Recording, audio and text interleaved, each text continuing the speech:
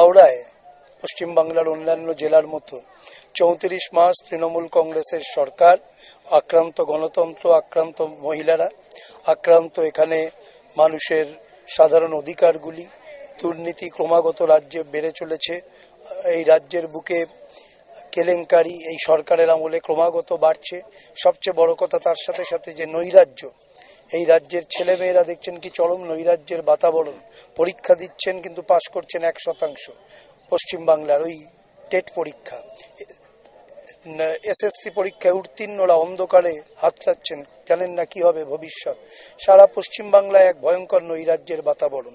এলাকা নিয়ন্ত্রণ করছে দুষ্কৃতীরা, সে থানা হোক, শিক্ষায়তন হোক, এলাকা হোক।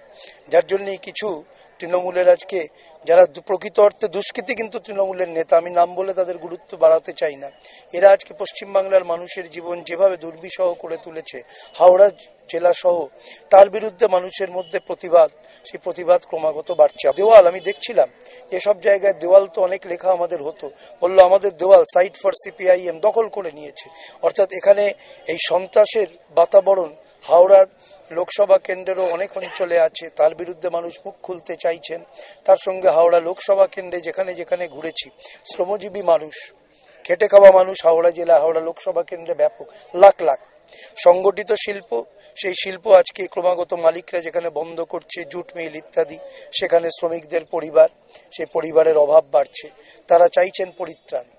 সারা দেশের ইস্যু, বাংলার ইস্যু, আবার হাওড়ায় বহু কারখানা বন্ধ, রাষ্ট্রায়ত্ত শিল্প সেগুলো ধুঁকছে, তাকে পুনরুজ্জীবিত করার প্রশ্ন। হাওড়ায় আপনার ওই অসংগঠিত ক্ষেত্রে শ্রমিকদের কাছে সবচেয়ে বড় কথা হচ্ছে অ্যাক্সিডেন্ট রিলিফ কিছু নেই, বেনিফিট অন্যান্য কিচ্ছু নেই, ন্যূনতম বেতন 10,000 টাকা আমরা দাবি করেছি, এখনো সে আইন হয়নি। সুতরাং এই সমস্ত প্রশ্নগুলোই আসছে। তার সঙ্গে শিক্ষায়তনগুলো, কলেজগুলো, সেখানে একটা চরম নৈরাজ্য এই লোকসভা কেন্দ্রের মধ্যে।